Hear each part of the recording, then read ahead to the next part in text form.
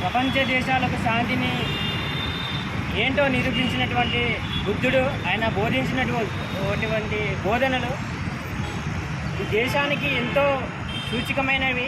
అవన్నీ మర్చి బోధిగయలో ఉన్నటువంటి బుద్ధ జ్ఞానాన్ని సంపాదించినటువంటి ఆ టెంపుల్ని కొద్దిమంది శత్రు మూకలు బోధిగయలో జరుగుతున్నటువంటి ప్రశాంతమైనటువంటి నిరసనను దాన్ని ఏ విధంగా అయితే అడ్డుకోవాలని చెప్పి ప్రతిరోజు ఒక్కొక్క దేశంలో వచ్చి దాన్ని అడ్డుకోవడము మనం చూస్తున్నదే, గమనిస్తున్నదే. కానీ ఎక్కడ ఏ బుద్ధిస్టు కూడా, ఏ బౌద్ధాన్ని నమ్మిన వ్యక్తి కూడా ఎక్కడ కూడా ఒక వ్యక్తిని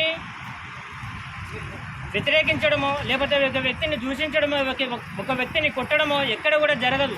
అలాంటి ప్రశాంతమైన వాతావరణంలో కొద్దిమంది శక్తి మూకలు వచ్చి వాళ్ళను అడ్డుకోవడము, ఇది భారతదేశానికి ఎలాంటి సంకేతమో మోడీ ప్రభుత్వం మరియు ఆయన అనుచరులు గుర్తుంచుకోవాల్సిన విషయము.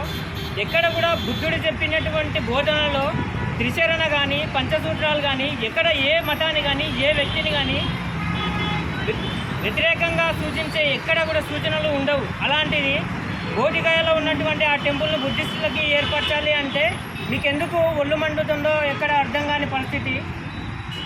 ఈ బోధిగయలో ఉన్నటువంటి టెంపుల్ని బుద్ధిస్టులకు మొత్తానికే వాళ్ళకి ఇవ్వాలని కోరుతూ నాకు అవకాశం ఇచ్చినటువంటి పెద్దలకు వందనాలు తెలియజేస్తూ జై భీమ్, నమో బుద్ధాయ.